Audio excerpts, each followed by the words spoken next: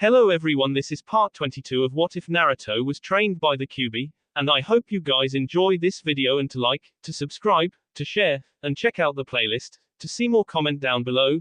Now let's start the intro. They call me a god. They call me a god. They call me a god. Join my membership, the perks are great.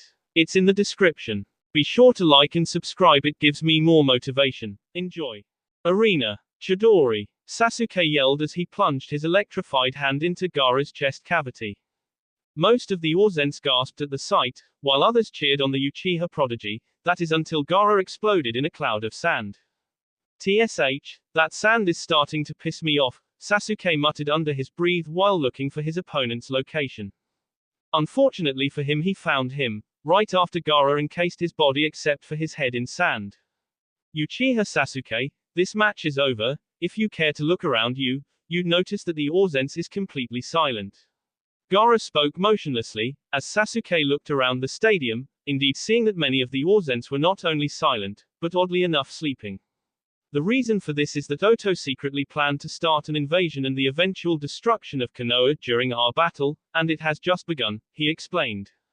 What? Sasuke shouted in shock, now trying to struggle to get free, however finding it useless just glared at the redhead. How exactly did you know about it? That is simple. Gaara retorted, his sand loosening its grip slightly. Up until a few hours ago Suna was planning on helping Oto in said invasion. However, some evidence has come to our attention that made us withdraw our help, transferring our allegiance back to Konoha. He finished, finally releasing his sand, though keeping it ready in defense in case Sasuke did anything rash. Well, I certainly don't have the facts, nor the authority to dispute your claim. However, if I find out what you told me is a lie, not even the Land of Wind will stop me from hunting you down. That Uchiha Sasuke is none of my concern at the moment, so I suggest we make haste in dealing with Oto. Gaara retorted, shrugging at Sasuke's threat before he shunshined away in a swirl of sand. Well, let's see if Oto has any worthy shinobi, Sasuke thought, before disappearing in a swirl of leaves, and soon after a large explosion rocked the Chunin Stadium, giving the signal that the invasion had truly started. Stands. Yosh. It seems that Uzumaki Naruto's information about the invasion was accurate. Guy shouted to Kakashi only a few yards away after slamming a Oto Junin into the stadium wall. Kakashi didn't respond to his self-appointed rival's words, at the mention of Naruto, thanks to still having the foul taste that their last conversation was comprised of playing in his consciousness. Fortunately for the slightly solemn Junin, a welcome distraction made itself known in the form of Sasuke, shunshining next to him, weapons already brandished. Ah, good Sasuke, you're here, this'll make my job easier. He started, after just ending the life of another Oto shinobi. If you haven't been filled in already. Oto is invading, meaning the exams are cancelled. However, this is now a real fight, so leave no notions of mercy in your mind from this point on. I know that Kakashi. I may be a genin, but I'm also an Uchiha, which means I know what it takes to be a real shinobi, so don't baby me like you would Sakura. He retorted after launching a kunai at a distracted Oto shinobi who SD from the weapon, lodging itself into the side of his N. Good. Then I have no reason to keep you here. Sasuke, your new mission is to release your genin comrades from this genjutsu, and to have all of them, including you, escort the civilians in the arena to the safe houses in the village, understand? Hi. But what about after my mission is done? Defend the village, he ordered bluntly. Hey, just the answer I wanted to hear, Sasuke answered back with a smirk, his Sharingan swirling violently with anticipation. Sasuke finished off the enemy attacking him before jumping into the stands and released his comrades before giving them the new mission, then bounded off to release the civilians from the sleep genjutsu. Fighter's box. What do you think, Natsumi-san? Haku questioned after hearing Kakashi talk to Sasuke. I suppose we should help them evacuate, though I won't be doing that personally. She responded with a sneer, making her feelings about what could happen to the people of Konoha clear. Quote. Haku-chan, Hana-san, I'll leave it to you, since you are both Konoha shinobi at the moment. And after? Haku questioned again. Hana has her own job being a chunin of his village. You, however, have no true allegiance to Konoha, nor will I force an obligation on you since you are traveling with Naru-kun and I have your own free will. So in that sense you may do what you wish, whether it be defend this place, or go back to the compound and wait with Yugito and her Car-san. I understand. What about us? Kankuro questioned. What about you? Your alliance with Konoha still stands thanks to the evidence we've found. Simply join the fray and help out. She answered, amused that the boy asked such an obvious question. What about you, Natsumi-san? Temari asked. Oh me? She questioned, feigning ignorance, before a menacing smirk crossed her lips. I'm going to have some fun before Naru-kun gets here and we take care of Orochimaru. She continued, her voice cold, and filled with almost an insatiable bloodlust. Now I suggest we get to it, the more we wait the more people will Granted I don't care, but the people my mate cares about does, and that is enough for me. She finished before disappearing in a burst of red flames. The remaining four were still slightly on edge from Natsumi's final words and tone, but quickly shrugged it off and shunted to their respective missions. With Hana and Haku. Alright everyone, please try to stay calm and follow us. We'll do our best to lead you safely to the closest safe house. Hana requested after she and Haku gathered any of the stragglers within the arena that Sasuke and the other genin didn't get. The little over 24 civilians hesitantly nodded to Hana's request. They found it smarter than to argue with a shinobi in this kind of situation. Their understandable fear was suppressed, if only for a little while after she spoke. With Hana in the front of the group leading and Haku in the back, making sure no ambush appeared. The group flowed through the streets of the chaotic village, hoping against hope that they could get to their destination with little but better yet no resistance from the invaders. Fortunately for them, it seemed that the Oto shinobi had their hands full with the leaf and the now understood allied Sand shinobi, keeping them otherwise incapacitated to try to attack. Unfortunately, as the group crossed one of the larger streets in the market district, their luck finally ran out. Oh, what do we have here, boys? A gruff voice called out before a man, who was obviously an Oto shinobi as indicated by his headband, appeared in front of Hana, blocking her path to the alleyway they were heading towards. Seems we found some stragglers, Teiku. Lucky us, another voice called out behind the group, and as they looked around they noticed they were now surrounded by about 20 Oto shinobi. Seems so. I suppose we could call this the spoils of war, well at least the women anyway, the man designated as the captain said with an almost sickening smirk, as he eyed some of the more boosted women in the group. You won't lay a hand on 'em while I'm here. Hana shouted, a kunai ready to strike in both her hands. Oh, so we have a volunteer. Okay, I'll respect your request. Boys, you know what to do, but leave her alive. She isn't bad looking for a leaf. Unfortunately, we don't have time for your games. Haku finally spoke up as she popped the top of a large animal skin canteen that she had prepared in case of just such an occasion during the invasion. Quote. Hana-san, get these people out of here. She commanded coldly before letting the water inside the canteen into the air. Hyoten, Sensatsu Sushu, ice style, death by 1,000 flying water needles. The minute the attack began to rain upon the Oto shinobi, they were forced to dodge the frozen senbon needles. Hana gathered the frightened civilians and herded them into the alleyway they were originally running towards. The sound of battle soon began to quiet down the more they ran until it could be heard no more. Personally, Hana was worried about Haku the longer they ran, whether she was helped by Naruto or no. 20 vs 1 was never good odds even for an Anbu. Though as they continued to run with Hana's directions, her worry was destroyed when Haku jumped down from one of the rooftops and got in stride with the group's speed. Gamenai was only able to incapacitate 6 of them before they regained their composure. And they are still after us. We have about a 30-second lead if that. The teen spoke, though slightly haggard breathes.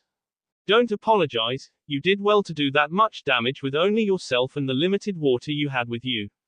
Hana consoled her partner, noticing the few gashes she had across her body, no doubt from the stronger of the Oto shinobi.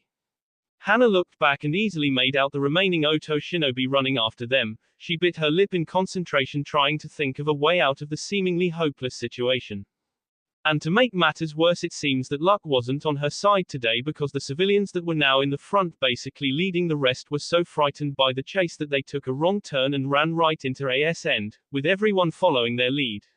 Neither Hana nor Haku had enough time to make up the mistake and were forced to follow everyone. Gomenasai. The man who was leading them screamed while pounding the side of the building, realizing his mistake in the unintentional situation he put them all in. Fear can be a powerful tool to the enemy after all. It's not your fault, Hana tried to console the man, before the remaining 14 shinobi caught up to them, with both bloodthirsty and lecherous grins on their faces. Seems the mice finally gave up, the captain leered. Any ideas, Haku-san? Hana whispered. Haku frowned. Only one, but it will only buy us time, nothing else, and it'll use up the last of my water. Hana clenched her teeth in frustration and nodded. It, we'll just have to think of something on our feet while you give us that. Hi. Haku quickly reached behind her back and grabbed another animal skin canteen, sped off the top and splashed the water on the ground in a straight line between them and the Oto shinobi. Stop the bee from using her hyoten again, those senbon were a pain in the ass. The captain ordered right after noticing what Haku did. Too late. Haku responded before hand sealing and slammed her hands on the ground in front of the soaked ground. Quote. Hyoten, Hyoru no Jutsu, ice style, ice prison technique.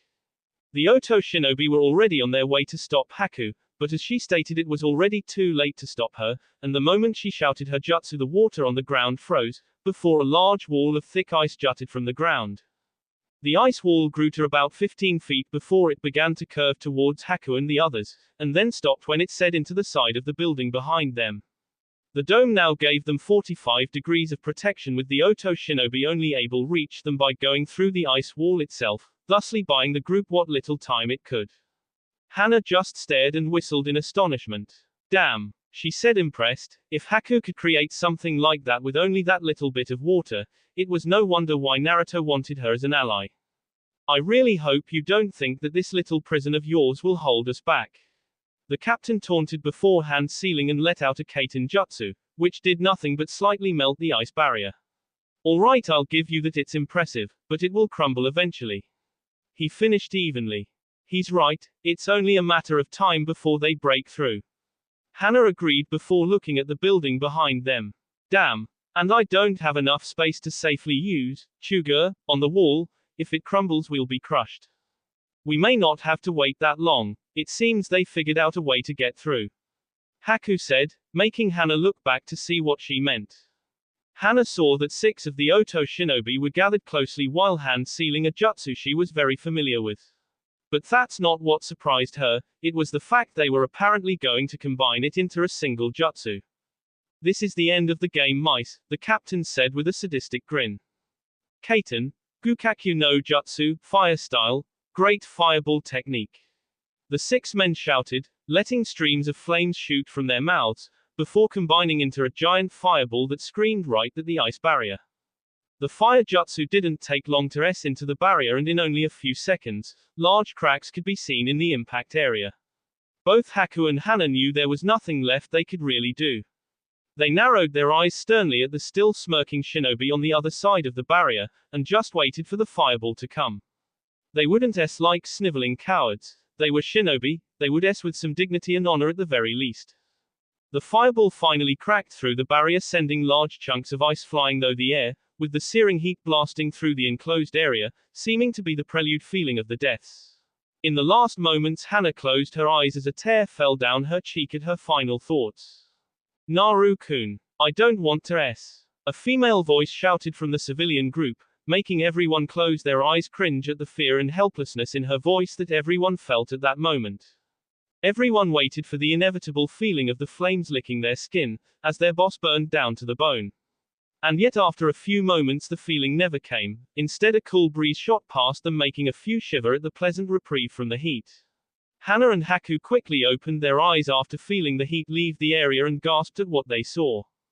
Begin playing, Meteor by TM Revolution. A red-hilted katana was lodged in the ground in front of them, but what made them gasp was the fact that the large fireball that was heading towards them seemed to be cleanly SD in two and transversely cancelled, by what seemed to be when the sword had descended. Only a moment later did the question that plagued the minds of both them and the Oto shinobi who witnessed this as well finally get answered, when a man landed next to the sword before grabbing it from the ground, his back to Haku and Hana. The man seemed to be his own fashion designer by wearing cloths that weren't official for any nation. He wore a pair of loose flowing black pants. He also had a dark orange flak jacket, a black headband across his brow that was quite long, the two bands actually reaching down to the back of his knees. The last, odd, garb he wore with the white ankle socks along with the black sandals that wrapped around his toes and heel. "And who the hell are you?" the captain shouted. "Naruto-kun," Hana said disbelievingly, before the man finally turned slightly so the Hana's group to see his profile, one in which he was smiling. "Yo, Hana-chan, Haku-chan, seems I just made it NE." Naruto joked, before turning back to the Oto shinobi, his smile gone. "I'm glad I was, but I'm afraid now isn't the time for our reunion. You still have a mission to these people to complete. I'll cover you, take this time to get them to safety." He ordered, the happiness in his voice a moment ago now gone. "Naruto-kun, we can't, this building is behind us and those shinobi are in front. We have no jutsu concentrated enough to get through either without jeopardizing the safety of these people." Hana countered, after getting over the shock that Naruto had showed up. "Understood," Naruto said, before flicking his thumb across the blade of his katana. Quote. Hake, Shinku Kaijin, release, Crimson Ash. The blade turned into its new fiery form while Naruto pointed the hilt towards the wall behind the civilians, before the fire extended towards the building. Luckily Hana remembered what that sword could do and made everyone move out of the way. The fire quickly burned through the multiple walls of the building before returning to the hilt and turning back into a blade. A perfect circle was now burned completely through the building, allow for an escape. Everyone on both sides but Hana and Haku were awed at what Naruto had just done. But their surprise was stopped when they saw him move his free hand. He bit his thumb and extended his arm, before he summoned, Souten K's, now dual-wielding. "Now get him to safety. Ike, go," Naruto ordered, though in no angry or spiteful fashion, before he disappeared from where he stood, only a small dust cloud now there. The group had wanted to leave, but it seemed that Naruto's quite bloody battle had captivated them into motionless onlookers. Naruto moved through the remaining Oto shinobi with a vicious grace that seemed to call for the utmost respect from both allies and enemies alike. And despite ganging up on him with multiple weapons and numbers, Naruto just seemed to weave in and out of any attack like water would against a rock, while dispatching the offenders in various gruesome ways. The last one being in half across the torso with the slash so strong that the upper portion was launched, landing in a sickening crunch against one of the remaining buildings, leaving a blood stain where it hit. By now only two remaining Oto shinobi were left after he just finished dispatching Anther, the two who also seemed to be the strongest. They both jumped at either side of him, their kunai fighting for dominance against his blades. "Hana-chan, Haku-chan, hurry and get out of here. Ike," Naruto ordered once more, while keeping the two shinobi at bay. The group seemed to snap out of the daze and quickly rushed through the building, while slightly whispering about how glad they were to have such a strong shinobi on their side, if only they knew the truth. Hana was the last to leave the scene, still standing in the hole he made for them watching Naruto. "Damn, we need to get them. After everyone SD, it's the least we owe them," the Oto captain growled out while struggling against Naruto. "You two aren't going anywhere," Naruto retorted while slicing his fingers across his blades. Quote. Hake, Shinku Kaijin, Souten K's, release, Crimson Ash, Azure Breeze. He yelled, before his swords took the true forms, and blasted the two shinobi through the air and right up against the walls of the opposing buildings in a blaze of fire and torrent of wind. End song. Hana just gasped at the aftermath of when the blue wind and red fire receded back into their blade forms. The only thing remaining of the two Oto shinobi were large bloody streaks across the walls. Naruto cleaned his blades with a swiping motion before letting them puff out of existence, as he himself did the same. "You know, I don't mind it when women make their own choices. But when it happens to be my women, I'd like it if they'd listen to me every once in a while." Quote. Naruto's voice cooed in Hana's ear, her face wide in surprise. One moment he was in front of her, the next he has his arms wrapped around her tenderly while whispering hotly in her ear. "Unfortunately, as I said before, Hana-chan, our reunion will have to wait. This village needs your protection a lot more than I do, so until this is over, take care and be safe NE." He finished, before nibbling her ear for good luck, making her slightly whimper. Naruto let her go, and pushed her in the direction Haku went, not allowing her to stay with him. She hesitated for a moment while looking back towards him, but knew he was much safer than anyone else in the village, so she turned and ran to catch up to Haku. Naruto just smiled and shook his head in jest, before he completely dropped his genjutsu, his tail swaying back and forth, while his ears twitched. Now if I want to find Natsu-chan, I should probably head towards where the majority of the fighting is. He thought out loud, before disappearing in a burst of purple flames. Arena. Chaos. Bloody chaos. Those was the best way to describe the current scene in the Chunin exam arena. The entire stadium looked as if it went through a war zone, which ironically it was at the time. There was massive amounts of blood streaming from everywhere, puddles of the scarlet liquid actually starting to DS down from the upper levels. The corpses of shinobi on both sides were strewn about as well, providing any onlooker with the smallest inkling to what a shinobi war was really like.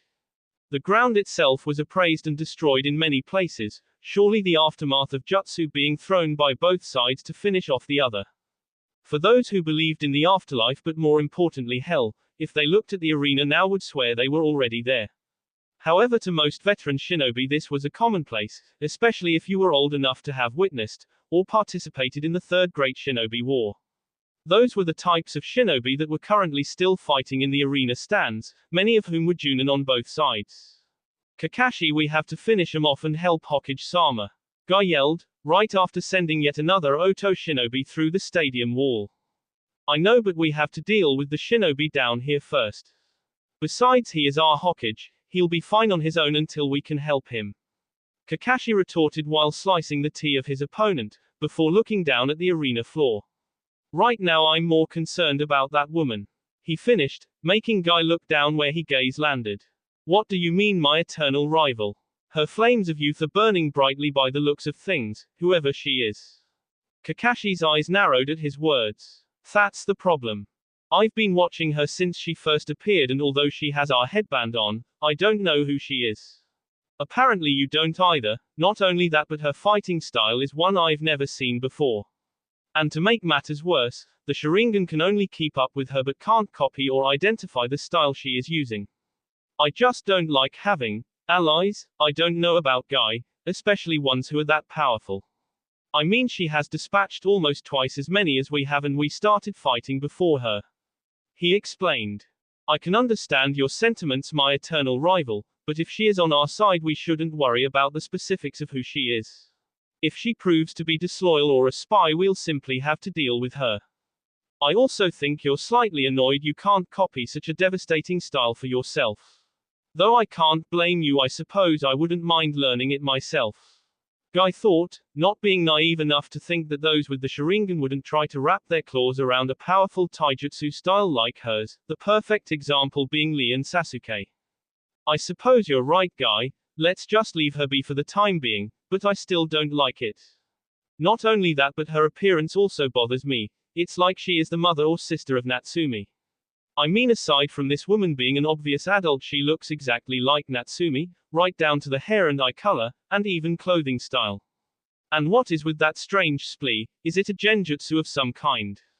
Kakashi thought, his mind racing around to try to find any plausible answers to the questions in his head. With Natsumi. This is so fun. Natsumi squealed out, after gutting another Oto shinobi with her blue hands, easily feeling the blood and organs squish between her fingers. Natsumi quickly looked around for more prey but unfortunately found no one left, making her pout rather cutely if not for the fact that she was completely drenched in the blood of her enemies. Many of whom were lying around where she stood disemboweled, with many of their organs slipping out of their corpses. Dismembered and beheaded, with their arms, legs, and heads lying all around the battlefield. Or simply had too many holes in their boss to live any longer, basically becoming a human version of Swiss cheese. Bah! Guys can't even let a girl have any fun. She huffed in disappointment, before she sensed someone appear behind her and without missing a beat sent her right elbow sailing back. The assailant, she noted, didn't move an inch from their spot, and right before she felt she was about to make contact, felt her elbow get stopped by an offending hand. This surprised her, considering she put enough force behind the swing to make the Oto shinobi she had just finished off sail in the air. When she tried to get her arm free, the person quickly maneuvered her arm, so it was now behind her back in a submission hold. By now, however, she got the scent of the person who she attacked and just smirked to see what they would do next. To her contentment, the person wrapped their free arm around her shoulders, above her chest, before pulling her against them with their face so close to her head she could feel their breath on her end. You know, if you wanted to mix it up and try it rough, all you had to do was ask. A husky voice whispered against her end, making her shiver. Perhaps after this is over, she whispered back, the hint of lust in her voice not escaping her KPER's hearing. The two would have continued with their little game, but unfortunately several unwelcome players entered the scene. I'm not sure who you are, but I suggest you let her go. And if you didn't already know, demons aren't exactly welcome here. Kakashi's voice commanded, after him and several Konoha Junin shunshed onto the scene, and while not completely recognizing the man, easily saw the multiple tails and ears he had, which made them come to current conclusion. Seems our little game would have to wait. The man sighed out in annoyance, before quickly sucking on Natsumi's end for a few seconds and then let go, though not before smirking in satisfaction at hearing the almost inaudible M that escaped her T. The man completely let go of her, before the pair turned around to face the Junin who, while not in fighting stances, still had weapons brandished just in case things went south. Why does he look like Hana-chan's boyfriend? Several of them thought, slightly shocked and confused, noting the similarities in hair and eye color as well as clothing style. You know, Kakashi, it's rather hard to role play with my mate when people come out of nowhere and start demanding things of me and call me a demon on top of that. Oh, and to answer you, hi, I'm quite aware of the collective mindset this village has, considering I've never been welcome here since the day I was born, he retorted in obvious annoyance. Well, you'll have to forgive me for wanting to protect a shinobi of the leaf from a kitsune demon. And what do you mean born here? I think I'd recognize something that looks like you being born here. The man snorted in amusement. I have no wish to explain my origins to you, nor do I wish to forgive you, especially after you threw the chance away when you tried to order me to show you Uchiha Sasuke my Shiroi Renji no Ryu, so he could steal it. He answered with a smirk. Many of the Junin were surprised by the man's words, most from hearing that Kakashi would do something like that, though in truth not being truly surprised with the Sharingan involved, to help a single student. And Kakashi himself, because the only person that knew about that conversation was a 12-year-old Naruto. His eyes narrowed at the man's insinuation. Who exactly are you? Kakashi almost growled out the question, slipping into a fighting stance, which made the man sigh. The man hand sealed and a puff of smoke engulfed him, before it disappeared, and left a 12-year-old Naruto in his place. Does this answer your question? I don't understand, Kurenai stated, after her mind couldn't come up with a good enough explanation. Naruto shrugged. It's fairly simply, this isn't the real me. The man you saw with the tails and ears is what I really look like now. But there were things I had to do in this village, and your own actions towards my real form should answer any questions on why I took up this appearance when I returned. And no, I won't answer any questions on what happened to me. The Junin couldn't argue with that, even though they wanted to. I see, but you must answer me this, are you a threat to this village? If I sense you're lying, don't expect to leave here alive, Kakashi said, while lifting his headband. His eyes widened at what he saw. What the? There is some kind of chakra cord connecting Naruto and the woman together, and it's originating from his seal. He thought, his eyes darkening at the possible implications. Naruto released his genjutsu, and returned to his real form, before shrugging. Relax, Kakashi, if I really wanted this village destroyed it already would be. Besides, I'm the one who told the Hokage about Orochimaru's invasion in the first place, remember? Why waste my breath trying to protect this place if I wanted it destroyed? He answered as if it was obvious. Kakashi conceded to Naruto's points, and stood up though still on edge. So, is she the same? She looks exactly like Natsumi, just a lot older, is that a genjutsu as well? He questioned. To answer his question, Natsumi dropped the rest of her genjutsu to reveal her own tails and ears. Any more questions? Natsumi asked, getting bored from the interrogation. Does Hana know? Kurenai questioned, her face full of concern for her younger friend, as well as a scowl in case Naruto was just playing with her emotions the whole time. Hi, Shion-san Chum-san, with a second pair of people I told after I returned. She knows about my situation, as well as my relationship with Natsu-chan here. At first she was understandably upset, but she has accepted it and seems to be more than willing to be with me even so. Lucky bastard, most of the men present cursed mentally. Is she a Jinchuriki as well? Guy questioned. No. Although she is like me in the fact that her life hasn't been the best, and has been betrayed just like I have. Among other things, that is one of the reasons why we are together. I find what you just said ironically funny, and I also find it disgusting and sad that you are sleeping with the enemy of this village, Naruto. The very enemy that destroyed over 2 out of 3 of the village. Forced your Two-san to his life. Made your Ka-san, your clan, and the rest of the village despise you and vilify you, making your life a living hell in the village. Isn't that right? Kyuubi no Kitsune. Kakashi accused, making the rest of the Junin look shocked at the implications. You aren't hailed as a genius for nothing, Kakashi. Quote. Natsumi retorted after catching the kunai that Kakashi threw at her between her fingers once she confessed. However, there is so much that this village is ignorant of when it comes to my past with this place, and the life Naruto and I have shared since my sealing into him 12 years ago. So before you go and try seeking vengeance, you should go talk to Sarutobi-san. He knows about Naruto and I, and has given us full discretion on our actions if someone from this village attacks us. Especially when our actions up to this point have been nothing but in its best interests. As my mate has already stated, neither he nor I have returned to this place to destroy it. And to be perfectly honest, I'd have much rather never come back here after we left. But Naruto has people that are important to him here that he wanted to protect from Orochimaru. That's why we are here, nothing more, nothing less. Kakashi, do not raise your weapons against her again. Just because we're here to protect Konoha doesn't mean I'll take any disrespect from this place like I used to when I was a boy. Leave us be so we all can do what we must to protect this place. Naruto suggested, after walking in front of Natsumi to act as a shield, not that she needed it. Guy walked up to Kakashi and put a placating hand on his shoulder. Kakashi, despite my not liking it, they are right. So far they have done nothing but help us in this invasion, therefore we have no current proof of their unyouthfulness. And if Hokage-sama finds out about any attack we staged against them, it won't look good. For now let's leave them be, and if that their loyalties change, that is when we shall show them our power of youth, not before, no matter how much we want to. He offered. Kakashi stared daggers for a moment more before sighing in defeat. Very well, but I want a full explanation on just what the hell is going on after all of this is over, Naruto, he commanded, making the demon pair shrug. If I may suggest, there are multiple snake summonings within the village, and Tsunade and Jiraiya can only take a few at a time. Naruto suggested, pointing in at least 6 different directions. Yosh! Guy shouted before jumping off in one of the directions. Don't think you're completely off the hook. I want answers after all this is said and done, Kakashi reminded the demon pair, before disappearing in a swirl of leaves, with the rest of the Junin following suit soon after. They love you, Naruto said sarcastically. She snorted. Hi, I feel all bubbly and warm inside.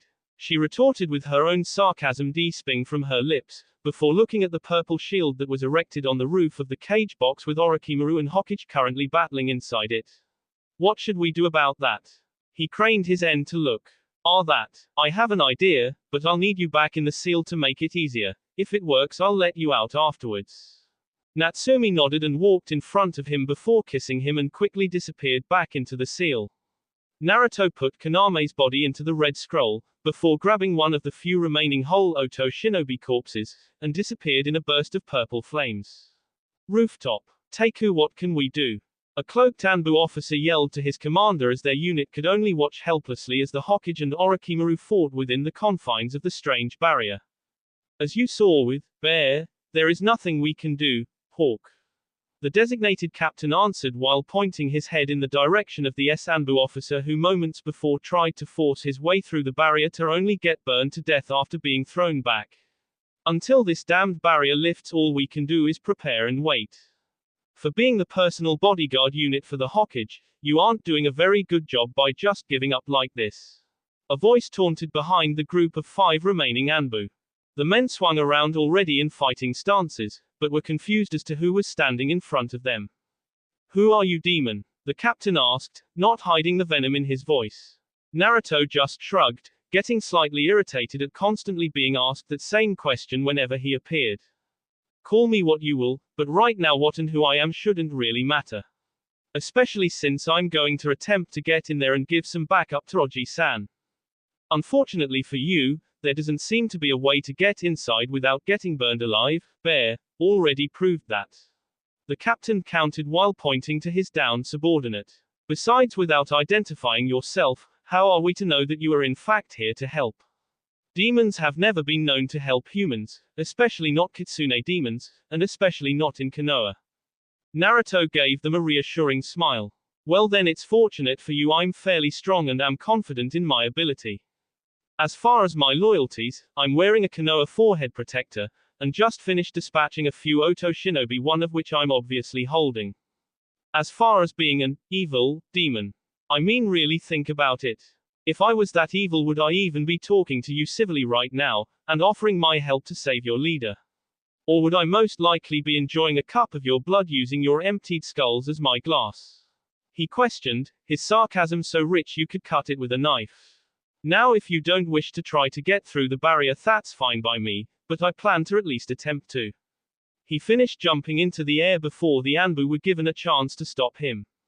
In midair, Naruto threw the Oto shinobi's corpse past him, and when he reached about 3 out of 4 of the way up the erected barrier, used the corpse as a springboard to give himself another boost, now easily clearing a good 100 yards above the top of the barrier.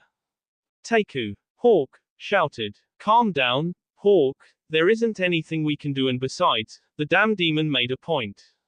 If he wanted to KO us, we would have been S before he even spoke his first word. For now we'll just have to see what he can do. Maybe he can bust through that barrier, and help Hokage-sama. If not, well then that's one less demon we'd have to deal with later anyway, so it's a win-win for us. Let's just wait and see how this plays out. Nonetheless, get in formation, Alpha, in case this barrier goes down. We'll need to strike hard and fast so Orochimaru has no chance of defending himself. He ordered, getting a shout of, "Hi," from his subordinates. Good luck, whoever the hell you are, the captain thought, while he watched Naruto descend towards the barrier before his eyes widened, seeing his arm become encased in a swirling mass of chakra. Don't tell me, this guy is him.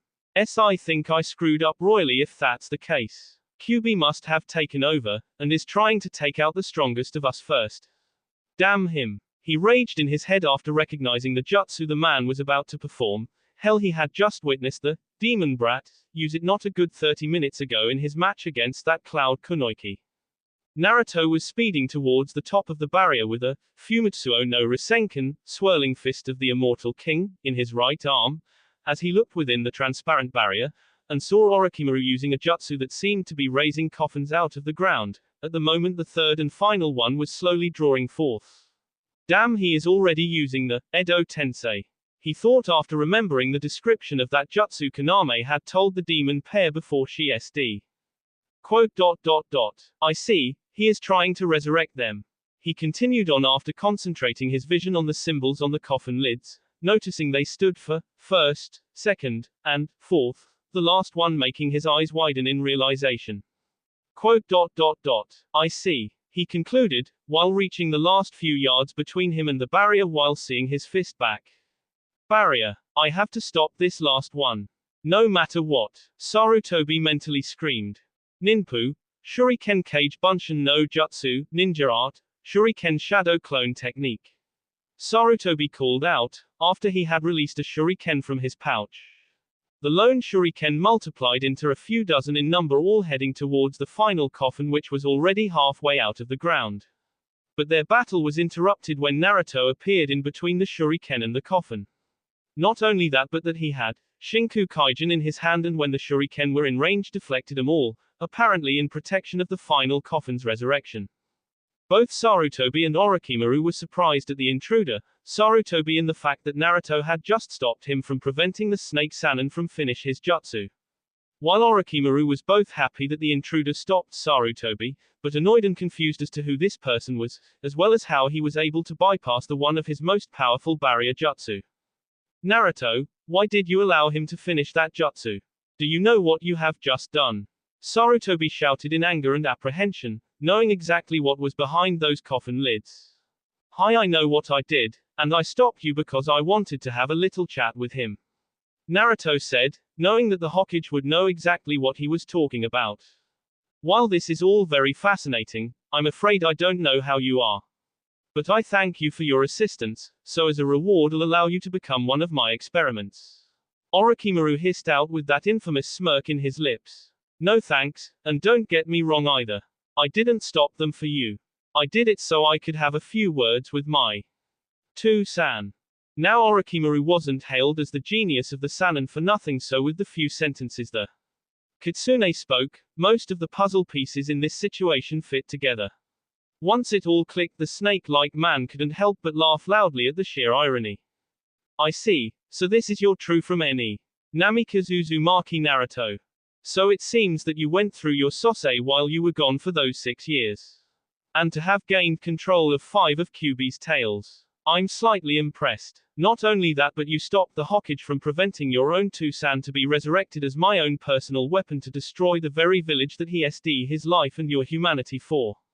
Kami, this irony is so delicious that it has just got to be fattening.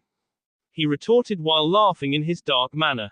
Orochimaru, don't take my actions as helping you. Once I finish talking to him, I plan on killing him. Naruto said emotionlessly, making Sarutobi look wide-eyed and Orochimaru to stop laughing. Besides, it's not like I'm leaving Oji-san all alone to fight the Shodaime and Nadaime. He finished before grabbing the red scroll, sliding his nipped finger across the seal before a puff of smoke appeared. Orochimaru looked on in morbid curiosity. You didn't get the ambition to learn every jutsu in the world and not allow someone else to show you one. Unfortunately, it would have been in his best interests to do so in this case, because once the smoke left, there stood Natsumi in all her four-tailed glory. Kon Tsukomu, soul inhale. Orochimaru said almost dreamily, remembering when that old jutsu was being developed in one of his laboratories. Sakaname-chan survived, did she? And even taught you her prized, well, at least to her, jutsu. If that's the case, I can assume that that pretty little thing is the Kyuubi no Kitsune. I certainly never imagined the most powerful biju to exist to be female, though I suppose I shouldn't be surprised. Natsumi snorted angrily. Fortunately she did, although she is S now, but we owe our current lives to her. And in respect, we promised her we'd KU, and we plan on making good on that promise before this invasion of yours is over. She growled. I see. Well, if that's the case, I suppose I can't change your feelings on the matter. So we might as well get started. NE. The pale man questioned in a sickeningly sweet dun, that just made your teeth rot from hearing it. Both Naruto and Natsumi jumped back, landing next to the Hokage. I suppose I don't have to tell you how foolish this plan of yours is, Sarutobi grumbled. Nope, but don't worry, you'll have Natsu-chan here as your backup, and you already know how strong she can be. And what about you and Minato-kun? He wasn't said to be the most powerful shinobi that ever resided in Fire Country for nothing, you know. Saying you'll K him, again, so nonchalantly will get you Ked instead. I never knew how strong my Two-san was, so I can't and won't say I'm stronger than him. But I'm still confident with my strength and skills. No matter what though, I'll have to K him, if for nothing else then so he isn't forced to destroy his beloved village with his own hands while his mind screams in pain over being controlled to do so. I suppose there is nothing more to say then. Sarutobi relented with a sigh of frustration. 3 distinct thuds were heard, which brought the 2 talking males back to the present situation. The trio looked on, as they watched the 3 previous Hokages limp out of their coffins. Oh, little Sarutobi, is that you? The Nadaime asked, his voice gruff from not being used after so many years. Sarutobi himself couldn't help but let tears flow from his eyes at seeing his mentors and friends back in this realm. He knew they weren't in control, but it was still wonderful to see them again even in these circumstances. Who are those with you, Sarutobi-kun? I don't recognize them. The Shodaime questioned. Prior Hokages, I'd like you to meet Namikaze Uzumaki Naruto, the Sochi of the Yondaime Hokage of Konoha, my Sochi. Minato spoke up with a proud smile, making everyone but Orochimaru look on shocked. How did you know? Naruto asked, rather surprised that Minato could so easily recognize him in his true form when people who've seen him alive couldn't. Minato just chuckled at his son's question. I can tell that you haven't had any kids yet, my Sochi. Or else you'd know that no parent will ever be able to not recognize their own effing blood, no matter how different they may look. He responded with a smile that Natsumi herself realized is where Naruto inherited his own from. And while I would like for someone to tell me who that attractive woman next to Sandaime-san is, I can tell I wasn't called back for a social visit. You are correct, Yondaime Dono, it seems that he has summoned us to aid him. Apparently to fight your Sochi, Sarutobi-kun and that woman. Shodaime stated, making Minato turn and look wide-eyed at his summoner. Orochimaru. Okay, someone better tell me just what is going on. Minato shouted, now completely confused. Last he checked Orochimaru was a Konoha shinobi. Much has changed after USD2-san. I'm afraid Orochimaru is now the mortal enemy of Konoha. Naruto answered. Quite so, Naruto-kun, and while this is all fascinating considering this is the first time I've used the Edo Tensei to summon such powerful souls, I must ask that we continue where Sarutobi-sensei and I left off. Though with a few more participants obviously. The pale man spoke, now brandishing 3 kunai with an odd talisman at the end of each. Matt Orochimaru. For someone who enjoys their sadistic lifestyle by either physically or emotionally torturing people until they want to kill themselves and then torturing them even more. I would think you'd enjoy leaving my 2-san and I to talk. Especially since I had planned on telling him about my life. Naruto quickly responded, hoping that his little caressing of the snake man's ego would allow him to speak with Minato with his consciousness still his own. So, he wants to speak with Minato ne. Orochimaru stopped his feet at Naruto's interesting words. And in truth his curiosity, sadistic, and vengeful side slowly began to take over his thoughts on just the implications that Naruto spoke meant. Oh, this will be just too delicious for words. The very man who stole the title of Hokage from me, who then SD his life and his Sochi for the sake of the village. The man who hoped that his faith in the villagers would be proved right by them seeing the boy as a hero. Only to now have that same hero tell him that his beloved village vilified, beat, and cursed his existence, after being abandoned by his Kar-san. Kami. I must have been a very good boy to have gotten such a wonderful present so early before Christmas. He concluded while imagining the absolutely devastated, and betrayed expression of his rival after hearing his son's story. The thought making his lips stretch to their utmost limits in a sadistic smirk so grotesque, it would cause children to weep and grown men to piss themselves if they witnessed it. Very well, Naruto-kun. I'll allow your little talk. If for nothing else than to hear the anguished, and betrayed screams of Minato after you are done. However, I'm ordering Minato to fight and KU after your talk is over. He agreed, his tongue extending out to lick his lips in a hungry way, barely holding back his glee, which made Minato himself quirk an eyebrow at both his summoner's words and actions. Understood, then if you don't mind I'd like some peace and quiet while I tell my tale. Naruto responded, though it was with a tone that was silently asking permission, of which the snake-san simply nodded. Don't go too far. I want to hear him. Hi, Natsu-chan, Oji-san. I'll leave these 3 to you. I'll be back when I can. Naruto reassured them before moving towards the closest part of the barrier. Minato-kun, you understand your orders correct? Orochimaru inquired, knowing full well that Minato had no choice in the matter, but just wanted the satisfaction of having the man say with his own voice he understood that his orders were to kill his own son.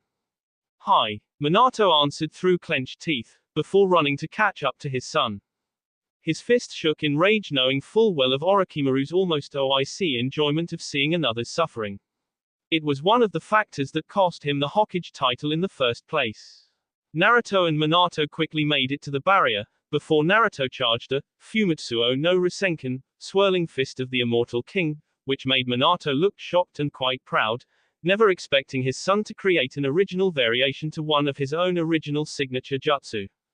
The barrier quickly gave way with a hole slightly bigger than an adult body thanks to the power behind Naruto's jutsu. Now with the barrier slightly open, grabbed Minato's wrist, and shunshed it away in a burst of purple flames, as the barrier quickly regenerated before any Anbu had a chance to enter. Seeing them gone, Orochimaru looked back at his sensei and demoness. Now that they are gone we can begin. Orochimaru stated, bringing everyone back from looking at the pair leave, before shoving the pair of kunai into the heads of the Shodaime and Nadaime. K them, he ordered. The opposite pair got into their own fighting stances, readying themselves for a fight that wouldn't easily be won. Happen to have a plan.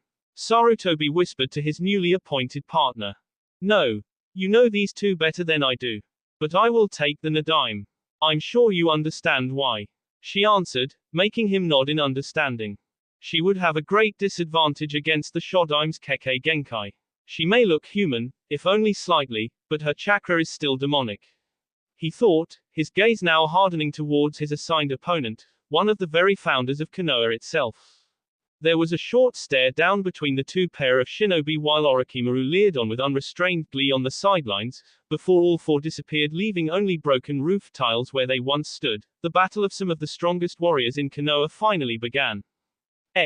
That will be all for this video. Be sure to like, subscribe, share, and comment down below for more videos. Goodbye.